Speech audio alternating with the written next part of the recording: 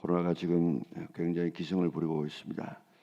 우리 잘 몸 관리 잘하고 또 믿음 안에서 살아서 더 주님 앞에 더 가까이 갈 수 있는 그런 기회로 삼아야 되겠습니다. 오늘 본문에 보면 산후 소제목을 지금 거기에 달아놨죠. 출산 후에 정결 기간, 그리고 정결 기간 후에 제사, 그렇게 소제목을 달아놓았습니다.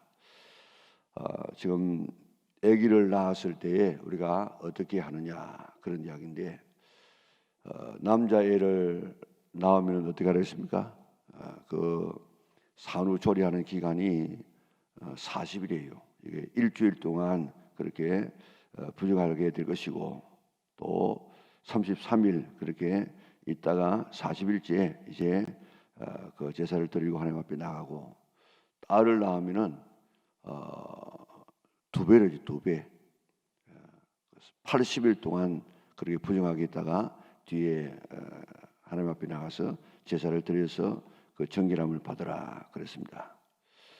왜 그랬을까요? 왜 지금 이렇게 아기를 낳았을 때 부정하니까 하나님 앞에 나가지 말고 집에 기다렸다가 뒤에 속죄제 번제를 드리고 하나님 앞에 나가라 그렇게 했겠습니까? 지금 우리 여기도 나와 있지만은 요즘에는 그렇지 않지만은 옛날에 촌에서 자란 분들은 잘 알 수 있습니다. 그게 아기를 낳으면은 어떻게 합니까? 막대를, 장대기를 이렇게 해가지고 그 집 안에 들어가는 문에다가 이렇게 걸쳐 놓습니다. 이렇게 문에다, 대문 앞에다 이렇게 놓으면은 다른 사람이 못 들어간다고요. 그 당시에는 뭐 이런 그 얻어먹는 사람도 참 많지 않았습니까? 그런데 그거를 갖다가 막대기를 이렇게 걸쳐놔 놓으면은 아무 사람도 못 들어갑니다. 아기를 낳으면 그렇게 했는데, 요즘도 뭐 그렇지만은 옛날에는 참 위생 시설이 좋지 않고, 또 전염병이라든지 병이 한번 들면은 무슨 뭐 이 치료할 수 있는 이런 약도 그렇게 많지 않았기 때문에 참 그 아기를 낳아 가지고 그저 반 정도 살면은 잘 살지 않았습니까?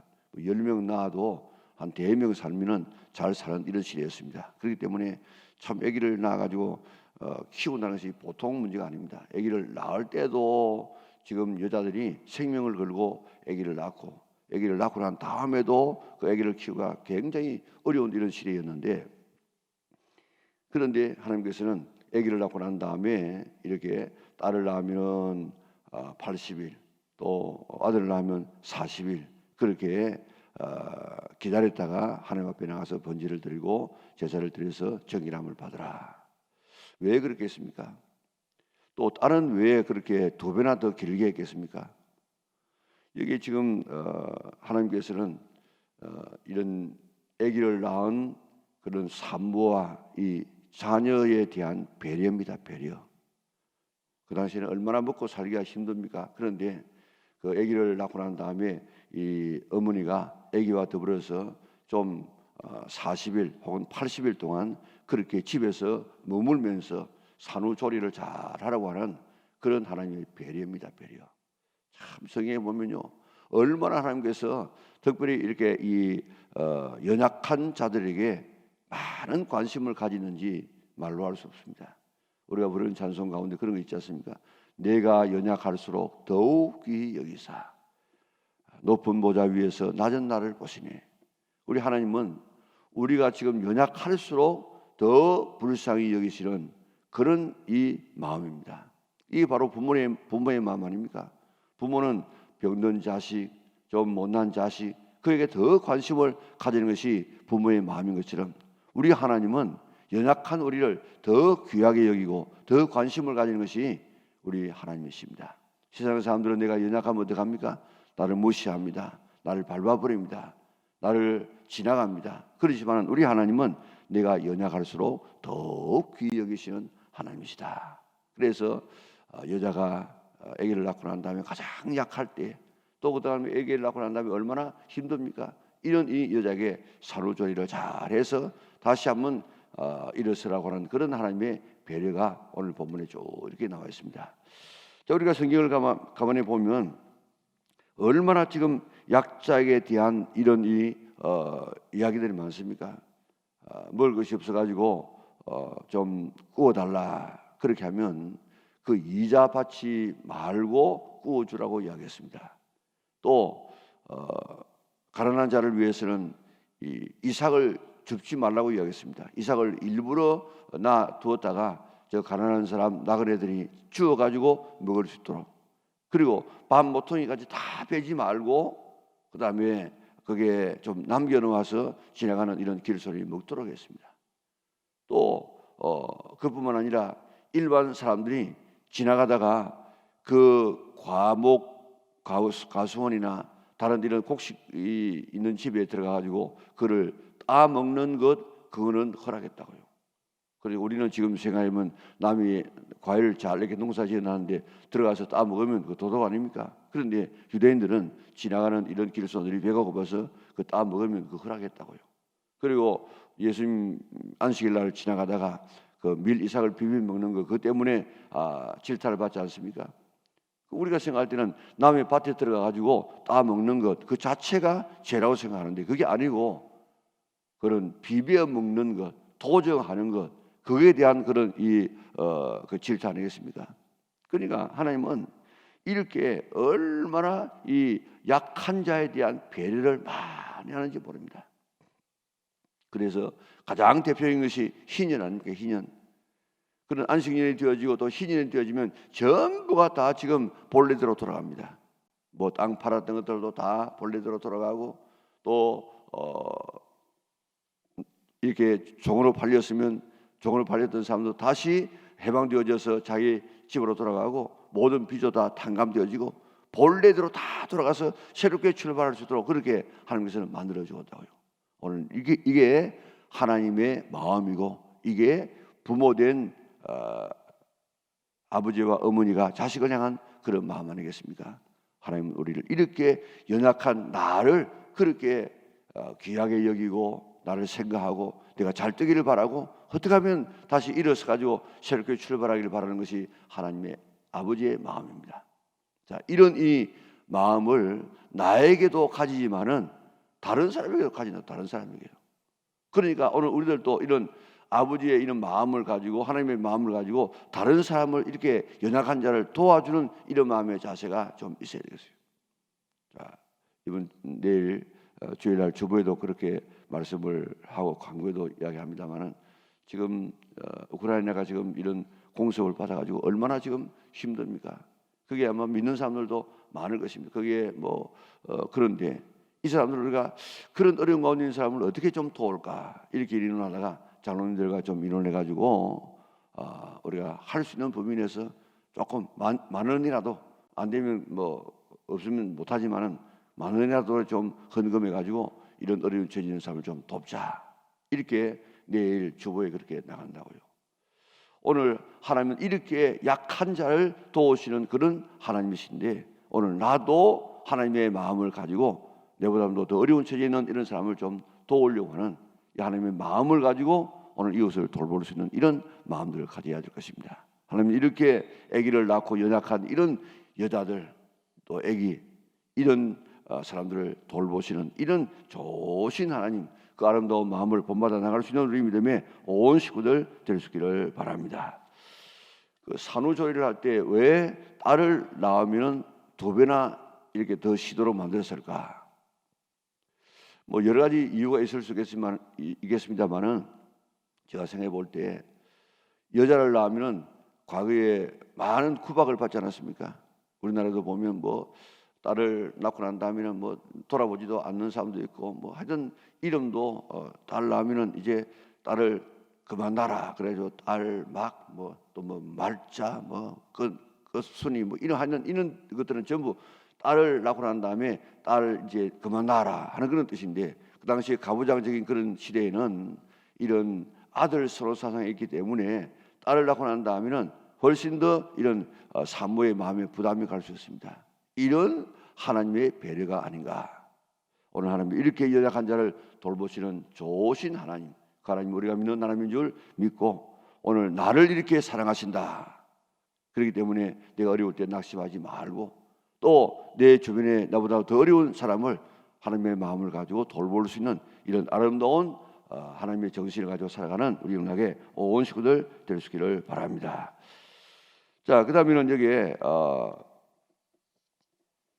2절에 보면 이스라엘 자손에게 말하여 이르라. 여인이 임신하여 남자를 낳으면 그런 1회 동안 부정하리니 곧 월경할 때와 같이 부정할 것이며 8째 날에는 그 아이의 표피를 뺄 것이요 그랬습니다. 이걸 갖다가 뭐라고 이야기합니까? 할례라고 이야기해요. 할례. 할례가 제일 처음 나오는 때는 창세기 17장이지요. 아브라함이 99세였을 때에 그 가정에 있는 모든 남자애들에게 남자에게 이 할례를 행하라고 이야기했습니다. 할례는 벤다 그런 뜻 아니겠습니까? 그런데 남자의 성기의 끝을 이렇게 잘라내는 표피를 잘라내는 이런 예시, 우리 요즘 말로 말하면 포경 수술입니다.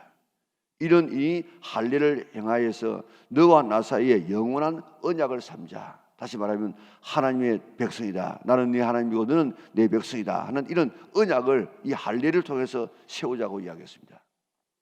자, 그래서 이 영원한 언약이라.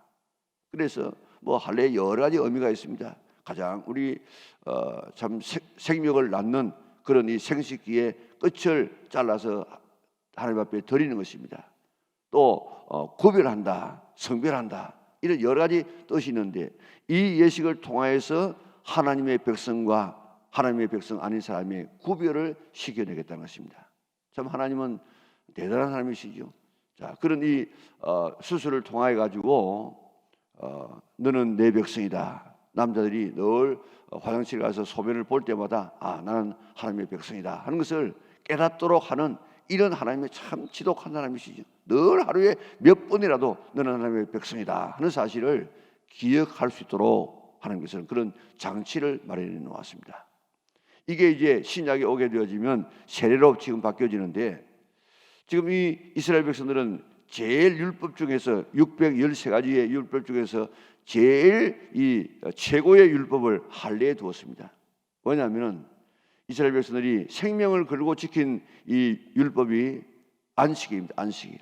안식일에는 뭐 예전에는 일하지 말라 하는 것 때문에 전쟁이 일어나도 그들은 무기 들고 나가서 싸우지 않았습니다. 차라리 나는 무기 안 들고 나는 죽는 것, 하나님 말씀을 지키다가 죽지 하나님 말씀을 버리고 네가 살기를 원치 않는다. 이래가지고 적군이 쳐들어와도 무기 들고 나가서 싸우지 않았어요. 그러다 이러보니까 뭐 적들이 그걸 알고 안식일 날 지금 쳐들어오지 않습니까? 보세요. 지금 6.25도 지금 주일날 일어났지요. 또 진주만도 주일날 지금 공격했지요. 하여튼 이런 이 악한 사람들은 그걸 잘 이용한다고요. 그래가지고 지금 이러면은 뭐 이스라엘 백성 다 죽을 수밖에 없어. 그래가지고 이제 고친 것이 뭔가 하면 공격용의 전쟁은 안 하지만은 방어용의 전쟁을 한다. 이래가지고 이제 안식일을 그렇게 지키려고 했습니다. 다시 말하면 이스라엘 백성들이 안식일을 지킴으로 안식일이 이스라엘 백성을 지켜주었다 할 만큼 최고의 법이 바로 안식일입니다. 그런데 안식일 법보다도 더 귀하게 여기는 법이 있습니다. 그게 할례법입니다. 할례. 왜냐하면 이 할례는 안식일도 할 수 있습니다. 왜냐하면 난지 8일이기 때문에 다른 그 모든 일들 해서는 안 되는데 그러나 이 할례만은 이 일입니다. 그렇지만은 안식일날 합니다. 그렇기 때문에 최고의 이런 이 법을 할례에 두었다고요. 그래서 그들은 이 할례를 행함으로 하나님의 백성이다. 하나님은 네 하나님이다 하는 이 사실을 늘 몸에다가 지니고 다녔습니다. 자, 그런데 이 할례가 지금 신약에 오게 되어지면 세례로 지금 바뀌어지게 되어지는데 이건 할례 안 하면 내 백성 아니라고 이야기했습니다. 세례 안 받으면 이런 내 백성 아니라 이 말입니다. 그런데 오늘 이스라엘 백성들이 너무 이 할례에 대한 이 외적인 이 행위에다가 그 관심을 두기 때문에 이게 이제 성경에 보면 참 할례, 육신적인 할례를 하지 말고 마음의 할례를 하라 하는 것이 성경에서 계속 지금 나오지 않습니까? 다시 말하면 이 세례도 세례 받음으로 끝나는 것이 아니고 정말 참 세례를 받아야 된다 그런 이야기 아니겠습니까? 자, 그런데 신약에 와서 저 빌립보 3장 3절에 보면 참 할례가 뭐냐? 참 할례는 육적인 몸을 벗는 것이 아니라 마음의 할례를 해야 한다 하는 것을 이야기하면서 저 빌립보 3장 3절에는 성령으로 봉사하며 그 예수 그리스도로 자랑하고 육체를 신뢰하지 아니하는 우리가 곧 할례당이라 그랬습니다. 신약에 참 할례가 뭐냐? 참 할례는 성령으로 봉사하며 예수 그리스도로 자랑하고 육체를 신뢰하지 아니하는 사람이 참 할례 받은 사람이다. 뭐라고요? 자, 제일 먼저 성령으로 봉사하며 예수 그리스도로 자랑하며 육체를 신뢰하지 아니하는 이 사람이 할례당이다. 곧 할례 받은 사람, 참 할례 받은 사람이다. 이게 세 가지가 딱 지정되어 있죠. 성령으로 봉사하며 그랬는데 성령으로 봉사하는 말을, 이 봉사라는 말을 그저 우리가 일하는 것으로만 생각하겠지만은 본래 이 봉사가 하나님 앞에 최고의 봉사는 예배입니다. 예배. 그래서 외국에서는 예배를 서비스라고 하잖아요. 서비스가 바로 예배예요. 그러니까 예배를 갖다가 어떻게 드려야 되느냐? 성령으로 드려요. 성령으로 예배해야 돼.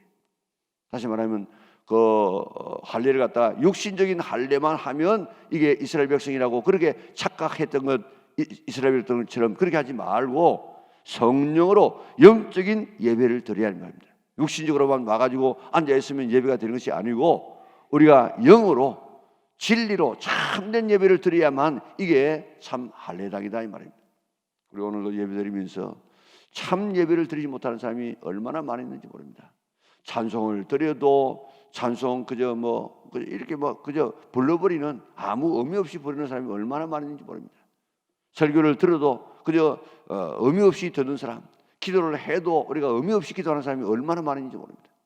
이제 우리 정말 성령으로 예배할 수 있는, 성령의 도우심으로 성령의 인도함을 따라서 성령의 감동으로 예배를 드려서 정말 예배 속에 가시는 하나님을 만나고 하나님을 영화롭게 할 수 있는 이런 아름다운 예배를 드리는 이 사람이 참 할례 받은 사람이다. 두 번째는 예수 그리스도를 자랑하는 사람. 오늘 땅에 세상에 속한 것이 뭡니까? 육신의 정욕, 안목의 정욕, 이생의 자랑인데 우리가 이 땅에서 자랑할 것이 참 많지 않습니까? 어떤 사람 보면요,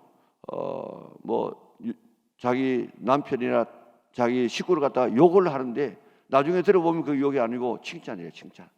그래서 어떻게든지 사람은 자기를 나타내고 자랑하기를 바라는 이것이 우리의 이 본성입니다.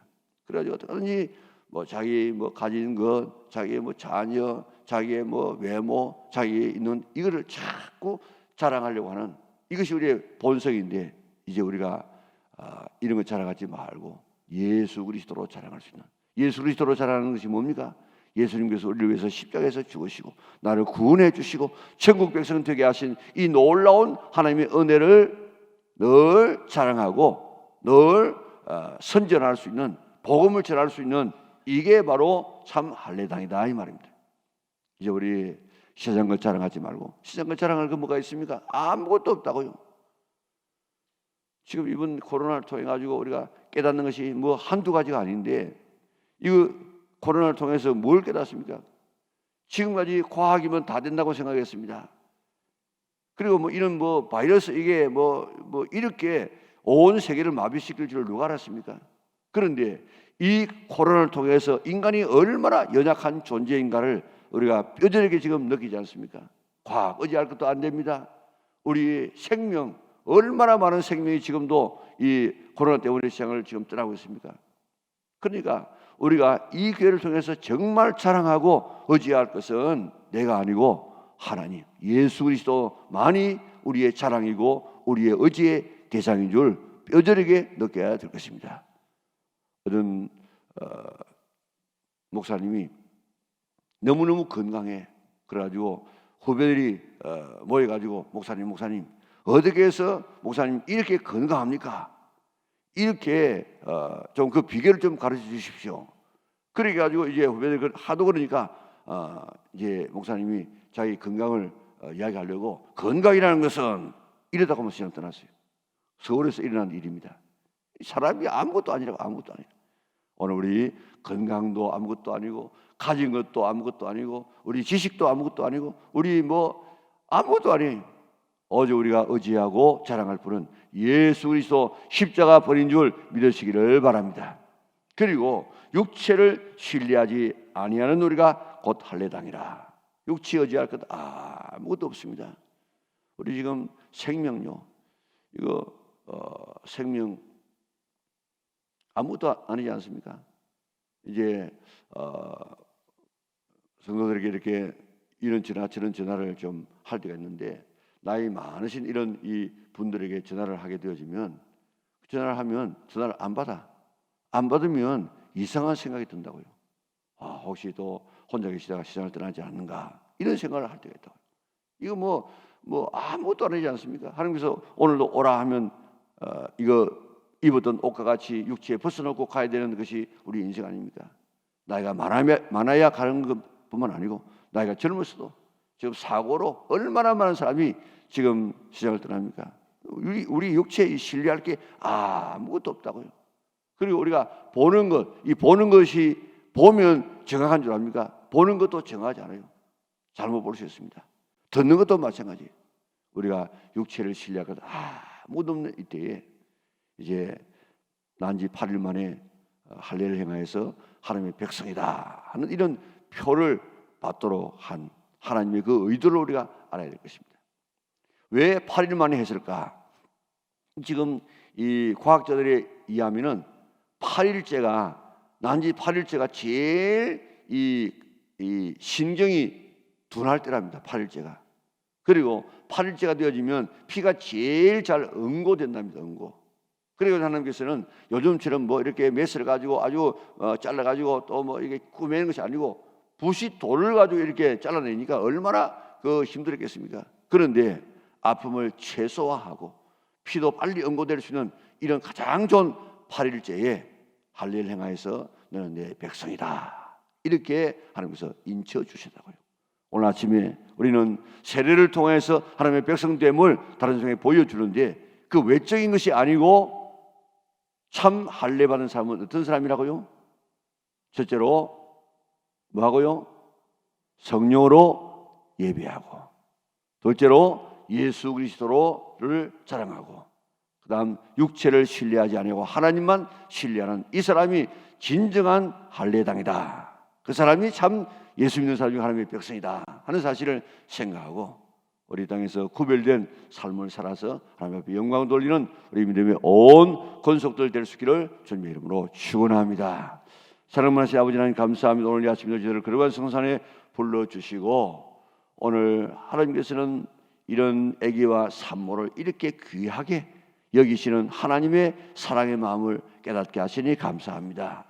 이 놀라운 사랑을 가지고 우리에게도 할 뿐만 아니고, 우리들도 다른 사람을 바라볼 때 이런 마음을 가지고 연약한 자를 도울 수 있는 자들 되게 축복하여 주시옵소서.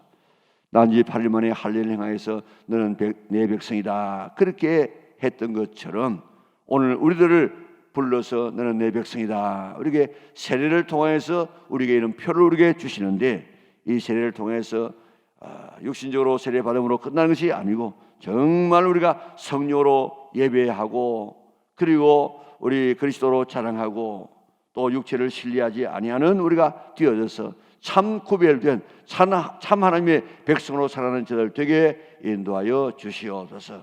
코로나가 지금 굉장히 기승을 부리고 있는 가운데 하나님, 우리 성도들을 지켜보아 주시고, 코로나에 연루되어 있는 하나님의 자녀들을 어려움 당하지 아니고 잘 넘어갈 수 있도록, 이길 수 있도록 하나님께서 특별한 은총을 허락하여 주시옵소서. 주일을 준비하는 이 준비일 날 잘 준비하게 하시고, 코로나 두려워하지 말고 하나님 두려워하게 하시고, 예배의 최우선순위를 두고 신앙생활할 수 있는 영락의 온 식구들 되게 축복하여 주시옵소서. 예수님의 거룩하신 이름으로 기도드리옵나이다. 아멘.